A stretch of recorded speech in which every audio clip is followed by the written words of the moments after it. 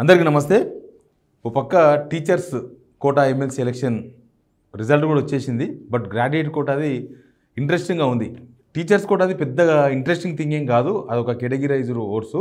But graduate కోటాది కొంచెం interest ఉంటుంది. కొంచెం పార్టీలు ప్రభావితం చేసే ఎలక్షన్, పార్టీలు ప్రభావితం చేసే ఓటర్లు వాళ్ళంతా ఉంటారు గ్రాడ్యుయేట్స్లో. టీచర్స్ కోటాకు వచ్చే వరకు పక్క టీచర్లే ఉంటారు కాబట్టి అదొక టైప్ ఎలక్షన్.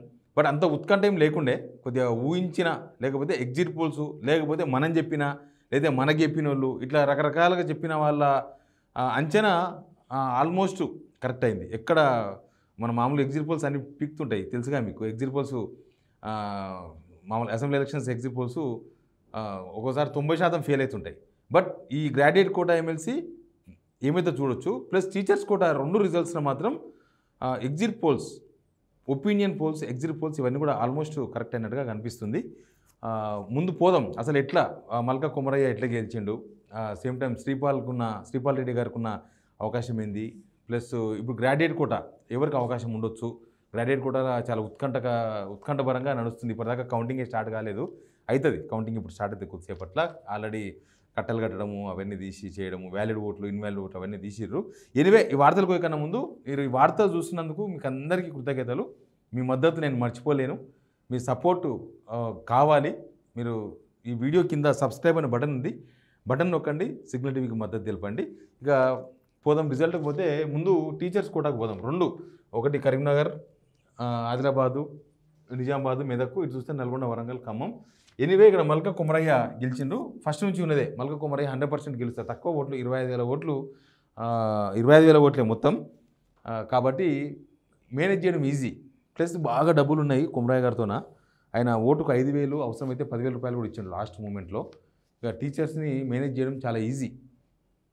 ఓటర్స్ను మెయింటైన్ చేయడం అంటే మామూలుగా జనరల్గా ఈ చదువుకోని వాళ్ళు, పల్లెటూరులో ఉండే రైతులు, లేకపోతే వీళ్ళని మేనేజ్ చేయడం కష్టం. బస్తీలో ఉన్న జనాలను కూడా మేనేజ్ చేయడం కష్టం ఎలక్షన్స్లో. కానీ టీచర్లు మేనేజ్ చేయడం చాలా ఈజీ తెలిసిన వాళ్ళకి. అట్లా అయిపోయింది మన టీచర్ల వ్యవహారం. సమాజంలో వీళ్ళే మళ్ళీ పొద్దుగాలు లేస్తే ప్రతిజ్ఞ చేపిస్తారు, మనం అవినీతి చేయొద్దని, తర్వాత ఓటుకు డబ్బులు తీసుకోకూడదని ప్రతిజ్ఞలు కూడా చేపిస్తారు. అవినీతి నిర్మూలన దినోత్సవం రోజు అట్లాంటివన్నీ చేస్తూ ఉంటారు. మరి ఏందో టీచర్లు ఎలక్షన్ కాడికి వచ్చే వరకు బెండ్ అయిపోతారు. అది టీచర్ల గౌరవానికి మచ్చ, దాన్ని మనం ఏం చేయలేము, అది వాళ్ళ ఇష్టం. ఎందుకంటే మళ్ళీ వాళ్ళ డిమాండ్సే ఉంటాయి. వాళ్ళే మళ్ళీ ర్యాలీలు, ధర్నాలు అన్నీ చేస్తారు. వీళ్ళెవరు ఓరు, అప్పుడు మల్కా కుమరయ్య రారు, ఎవరు రారు. ఎనివే ఇంకా టీచర్లు అనగా టీచర్లే, తెలుసుగా టీచర్స్. అట్లా దాదాపు మల్కా కుమరయ్య 50 కోట్ల రూపాయలు ఖర్చు పెట్టినని ప్రచారం ఆ ఏరియాలో, కరీంనగర్ ఏరియాలో బాగా ప్రచారం ఉంది. ఎనివే ఏమైతే తెలియదు. అది ఇంకొకటి ఇటు వస్తే శ్రీపాల్ రెడ్డి, ఇది కొద్దిగా ఇంట్రెస్టింగే. శ్రీపాల్ రెడ్డి ఎట్లా గెలిచిండు ఏంటంటే పిఆర్టీయూ బాగా బలంగా ఉంటుంది. సెకండ్ ప్లేస్ నర్సిరెడ్డి గారు, సిట్టింగ్ ఎమ్మెల్సీ, యూటీఎఫ్ ఖమ్మం, వరంగల్లో బాగుంటుంది, ఖమ్మంలో బాగా బలంగా ఉంటుంది.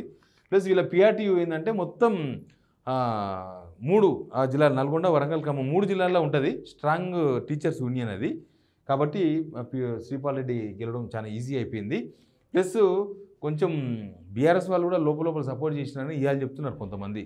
పల్లా రాజేశ్వరరెడ్డి వాళ్ళు గ్రౌండ్ వర్క్ చేసినాడు శ్రీపాల్ రెడ్డి కోసం. శ్రీపాల్ రెడ్డి నేను చెప్పిన కదా మొన్న కూడా, చాలాసార్లు నేను కేసీఆర్ దగ్గర చూసిన శ్రీపాల్ రెడ్డిని, చాలాసార్లు బీఆర్ఎస్ ఆఫీస్లో చూసిన. ఎనీవే శ్రీపాల్ రెడ్డి గెలిచిండు. ఇంకా పూల రవీందర్ అసలు ఫస్ట్ సెకండ్లో కూడా లేడు, ఫస్ట్ నుంచి కూడా లేడు పూల రవీందర్. ఎందుకో మరి వెనకబడిపోయాడు పూల రవీందర్. గతంలో ఎమ్మెల్సీగా పనిచేసింది కాబట్టి టీచర్లు అక్కడ నేర్చుకోలేదేమో. కానీ కాంగ్రెస్ అధికార ప్రతినిధి హర్షవర్ధన్ రెడ్డికి ఊహించనని ఓట్లు ఎట్లా వచ్చినాయి అని అంటే, అధికార పార్టీ కదా, ఏమైనా సమస్యలు పరిష్కరిస్తారని చెప్పి వచ్చినాయేమో. కానీ హర్షవర్ధన్ రెడ్డికి మాత్రం ఊహించనని ఓట్లు వచ్చినాయి. బీజేపీ 5th ప్లేస్ పోయింది. ఇక్కడ నల్గొండ, వరంగల్, ఖమ్మంలో బీజేపీ 5th ప్లేస్. ఇంకా ఈ గ్రాడ్యుయేట్ కూడా అది పక్కన మాట్లాడదాం, ఇది పక్కన పెడదాం. ఎందుకంటే ఆల్రెడీ ఇదంతా తెలిసిందే, మనకంతా వచ్చేసింది కాబట్టి. గ్రాడ్యుయేట్ కూడా ప్రస్తుతం మొత్తం 56 మంది పోటీలో ఉన్నారు. ఇది చాలా లేట్ అవుతుంది రిజల్ట్ వచ్చే వరకు. ఏ వారం అవుతుంది అంటే రేపు ఎల్లుండి అవుతుంది, రేపు అవుతుందేమో బహుశా. నిన్న స్టార్ట్ అయింది, ఇప్పుడే ఇంకా కౌంటింగ్ కూడా స్టార్ట్ కాలేదు. 56 మంది పోటీలో ఉన్నారు. ప్రధానంగా మాత్రం ఈ ముగ్గురు మధ్యనే పోటీ ఉంది 56 మందిలో. బీజేపీ నుంచి అంజిరెడ్డి గారు ఉన్నారు, కాంగ్రెస్ నుంచి నరేందర్ రెడ్డి గారు ఉన్నారు, ప్రసన్న హరికృష్ణ గారు బీఎస్పీ అభ్యర్థి ఇండిపెండెంట్గా ఉన్నారు, ఇంకా సర్దార్ రవీందర్ సింగ్ ఇట్లాంటి చాలామంది ఉన్నారు. మొత్తం 56 మంది పోటీలో ఉన్నారు. 3,55,000 ఓట్లకు 2,50,325 ఓట్లు పోలేని. ఆల్మోస్ట్ దీనిలో వ్యాలిడ్ ఎన్ని ఇన్వాలిడ్ ఎన్ని తీసిన తర్వాత మ్యాచ్ ఫిగర్ వస్తుంది. 50% +1 అనేది గెలవాలి. గ్రాడ్యుయేట్ కూడా ఎప్పుడు కూడా ఫస్ట్ ప్రియారిటీ ఎలక్షన్ కౌంటింగ్లో గెలవదు. దీనిలో ప్రియారిటీ ఓట్లు ఫస్ట్ ప్రియారిటీ సెకండ్ ప్రియారిటీ అట్లా ఉంటాయి కదా. ఫస్ట్ ప్రియారిటీలో రిజల్ట్ రాదు. గ్రాడ్యుయేట్ కూడా ఎప్పుడు జరిగినా రాదు, ఎక్కడ రాదు. ఎందుకంటే అది ప్రియారిటీస్ ఫస్ట్ ప్రియారిటీ తెలియదు కాబట్టి మళ్ళీ సెకండ్ ప్రియారిటీ పోవాలి, ఇవన్నీ ఉంటాయి. ఇక్కడ ఈ ముగ్గురులో ఎవరెవరు గెలుస్తారు. అయితే ఈ ముగ్గురులో ఎవరికి గెలిచే ఛాన్స్ ఉంది, ఎట్లా గెలిచే ఛాన్స్ ఉంది అంటే మౌత్ ట్రాక్ ఏమో మొత్తం ప్రసన్న హరికృష్ణ గెలుస్తాడని చెప్తున్నారు. కానీ పార్టీలు కూడా బీజేపీ ఏకంగా సెంట్రల్ మినిస్టర్స్ రంగంలో దిగారు. మీకు తెలుసు కదా, సెంట్రల్ మినిస్టర్స్ కిషన్ రెడ్డి, బండి సంజయ్ మొత్తం అటే ఉన్నారు. ప్లస్ ఈటెల రాజేందర్ లాంటి వాళ్ళు కూడా అక్కడనే తిరిగిండ్రు. ప్లస్ కాంగ్రెస్ ఏకంగా సీఎం రేవంత్ రెడ్డి పోయిండు, ఏకంగా సీఎంఏ పోయిండు ఆడికి. ప్లస్ అధికార పార్టీ అధికార యంత్రాంగం సపోర్ట్ ఉంటుంది. ప్లస్ ప్రసన్న హరికృష్ణ బీఎస్పీ నుంచి ఉన్నాడు, ఇండిపెండెంట్ నుంచి, బట్ బీఆర్ఎస్ సపోర్ట్ తీసుకున్నాడు కాబట్టి ఆయన కూడా పోటీలో నిలబడ్డాడు. ఇక్కడ సర్దార్ రవీందర్ సింగ్ ప్లస్ యాదగిరి శేఖర్ రావు వీళ్ళిద్దరు ఓట్లు సెకండ్ ప్రియారిటీ ఓట్లు ఎవరికి పడితే వాళ్ళకు గెలిచే అవకాశాలు ఎక్కువ ఉంటాయి. ఎందుకంటే వీళ్ళు కూడా బలమైన లీడర్. ట్రస్మా సపోర్ట్ చేసింది యాదగిరి శేఖర్ రావు గారికి. అయితే వీళ్ళ బలాబలాలేంది, వీళ్ళ వ్యవహారం ఏందనంటే ముఖ్యంగా ఫస్ట్ ప్లేస్ సెకండ్ ప్లేస్ ఉంటే వాళ్ళకు గెలిచే అవకాశం ఎక్కువ ఉంటుంది. First place second place. ఒకవేళ ప్రసన్న హరికృష్ణ గెలవాలంటే ఖచ్చితంగా ఫస్ట్ ప్రియారిటీ ఓటింగ్లోనే సెకండ్ ప్లేస్ అని ఉండాలి. First place or second place. తర్వాత వీళ్ళిద్దరిలో ఎవరు గెలవాలన్నా కూడా first place or second place ఉండాలి. ఇంకా మిగతా వాళ్ళు థర్డ్ ప్లేస్కి వెళ్ళిపోతారు. ఎందుకంటే వాళ్ళ ఓట్లు వాళ్ళను తీసేస్తున్న క్రమంలో, టర్మినేట్ చేస్తున్న క్రమంలో వాళ్ళ ఓట్లన్నీ తీసుకుపోయి ఆ సెకండ్ పర్సన్ కలుపుతారు. కాబట్టి వాళ్ళు గెలిచే అవకాశం ఉంటుంది అనమాట. అందుకే ఫస్ట్ ఆర్ సెకండ్ ఉంటే అప్పుడు గెలిచే అవకాశాలు ఉంటాయి. థర్డ్ ఉంటే గెలిచే అవకాశాలు లేవు. బట్ వీళ్ళ మద్దతు లేకపోతే వీళ్ళకున్న జిల్లాల వ్యవహారం చూస్తే కరీంనగర్ డిసైడ్ చేస్తుంది రిజల్ట్ని. కరీంనగర్లో 1,20,000 ఓట్లు ఉన్నాయి. ఈ సగం ఓట్లు 1,20,000 ఓట్లు కరీంనగర్వే ఉన్నాయి. కరీంనగర్లో ఓట్లు ఎవరు పడితే అలా గెలుస్తుంది. ప్రసన్న హరికృష్ణ గారు ఆయన అంటున్నాడు నాకు కరీంనగర్ బాగా పడ్డాయి ఓట్లు కాబట్టి నాకు గెలిచే అవకాశాలు ఎక్కువ ఉన్నాయని అది అంచనా. కానీ ఇక్కడ చూస్తే నరేందర్ రెడ్డి ఉన్నాడు. నరేందర్ రెడ్డికి ఎక్కువ ఓట్లు పడ్డాయి. నరేందర్ రెడ్డి బీజేపీకి నిజామాబాద్లో ఓట్లు పడ్డాయంట బాగా. బీజేపీకి నిజామాబాద్, అంజిరెడ్డి గారికి నిజామాబాద్లో పడ్డాయి. ఆదిలాబాద్కి వస్తే ఆదిలాబాద్లో కాంగ్రెస్ లేదా హరికృష్ణ గారికి పడ్డాయంట ఓట్లు. ఫస్ట్ ఎక్కువ ఓట్లు కాంగ్రెస్కి పడ్డాయి, సెకండ్ హరికృష్ణకి పడ్డాయి. బీజేపీకి థర్డ్ ప్లేస్లో ఉన్నది అక్కడ ఆదిలాబాద్లో చూస్తే. ఇక మెదక్ వస్తే మెదక్లో సిద్దిపేట ఏరియాలో ప్రసన్న హరికృష్ణకు పడ్డాయి. తర్వాత కొంచెం మెదక్ ఏరియాలో బీజేపీకి పడ్డాయి, కాంగ్రెస్కు కూడా అక్కడక్కడ పడ్డాయి. కాకపోతే ఈ మెదక్ మిక్స్డ్ పడ్డాయి. మెదక్ ఎవరికి ఒకరికే పడ్డాయి, ఈయనకి ఎక్కువ పడ్డాయి ఆయనకి పడ్డాయి కాకుండా ముగ్గురికి పడ్డాయి. ఇంకా మిగతా అభ్యర్థుల ఓట్లు మనం ఏం చెప్పలేము ఎవరికి వచ్చినాయి ఏం కథ అనేది. అయితే మనకేమో కరీంనగర్లో ఎవరికి ఎక్కువ ఓట్లు వస్తే వాళ్ళు గెలిచే అవకాశం అయితే 100% ఉంటుంది. ప్లస్ ఇక్కడ సెకండ్ ప్రియారిటీ ఓటు ఎవరికి పడ్డాయి అనేది ఇంపార్టెంట్. ఇక్కడ బీజేపీకి పడ్డ ఫస్ట్ ప్రియారిటీ ఓటు అదే మనిషి సెకండ్ ప్రియారిటీ ఓటు వచ్చేసి ప్రసన్న హరికృష్ణకి వేసినట్టుగా చెప్తూ ఉన్నారు చాలామంది. ప్లస్ కాంగ్రెస్ వేసిన వాళ్ళు కూడా చాలామంది ప్రసన్న హరికృష్ణకి వేసినట్టుగా చెప్తున్నారు. వీళ్ళ పడ్డ ఓట్లు ప్రసన్న హరికృష్ణకి పడ్డాయి, వీళ్ళ పడ్డ ఓట్లు ప్రసన్న హరికృష్ణకి పడ్డాయి. అందుకే ఆయన ఇంకా పోటీలో గట్టిగా కనిపిస్తున్నాడు.